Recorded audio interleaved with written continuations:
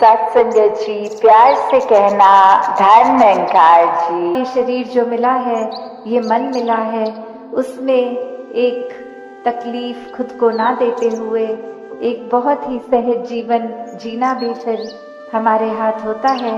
क्योंकि अक्सर एक कुछ ज़्यादा हम सोच लेते हैं एक चीज़ को कि ऐसा होगा वैसा होगा, तो ये ओवर थिंकिंग ही अक्सर हमारा सुकून छीन लेती है। तो कैसे जो जिस पल में जी लेता है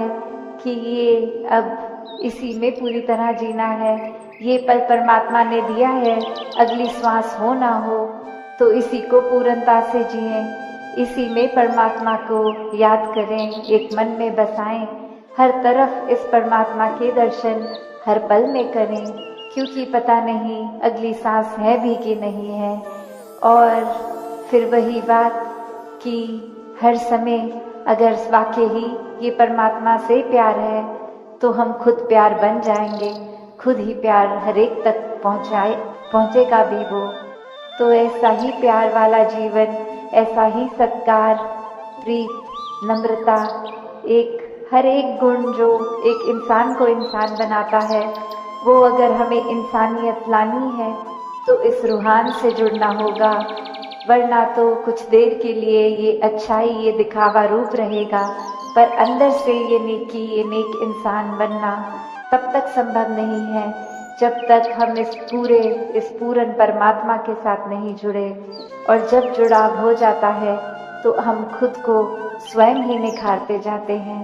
क्योंकि मन में फिर ये इतना प्योर एंड पायस परमात्मा बैठ गया है, तो और कोई भी चीज़ जो साफ सुथरी नहीं है वो टिकती नहीं है।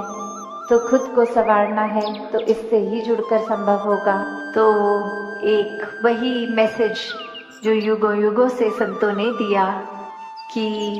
ये एक ही कलाकार की पूरी सृष्टि, चाहे दिखने में अलग अलग हैं सब, एक स्वभाव सबका अलग अलग, खाना पीना अलग अलग, फिर भी ये जो एक कॉमन थ्रेड है वो यही परमात्मा, ये सत्य, और जो ये नो वन बी वन का भी संदेश साथ ही, कि ये जो यात्रा है, जो एक को जानकर एक होने वाली बात, ये एकत्व की बात है, ये वननेस की बात है, कि कैसे ये जीवन में हर कोई जहाँ एक बैकग्राउंड चाहे जो भी हो, कहीं से भी आ रहे हों, पर ये जब परमात्मा जीवन में आ जाता है, ये ब्रह्म ज्ञान से इस परमात्मा को हर समय 24 घंटे अपने अंग संग देख के दिल में एहसास इसका कर सकते हैं, तो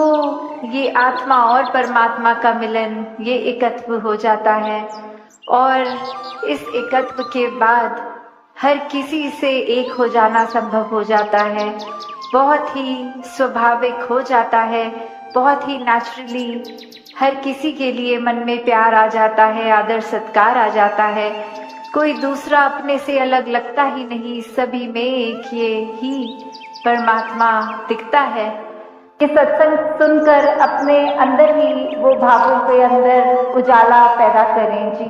साधु दी संगत कर ले बंदे, पीवें गातू अमृत रस। तो सत्संग में हर कोई बोल जो भी बोला जाता है वो अमृत के समान होता है, कि कैसे ये जो अमृत है इतनी कीमती, ये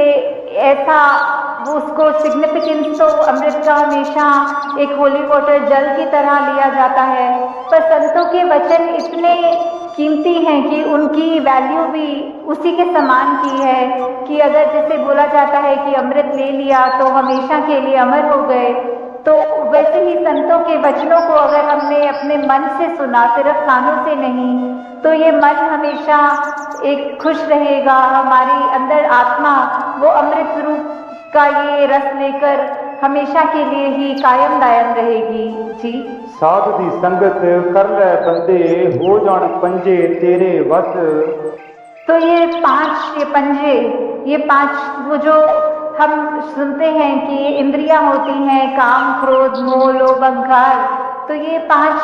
हमारे ऊपर कैसे कभी कभी हावी हो जाती हैं। किसी ने अगर कुछ कह दिया, थोड़ा सा भी तारीफ कर दी, तो वो मन में अहंकार आ जाता है।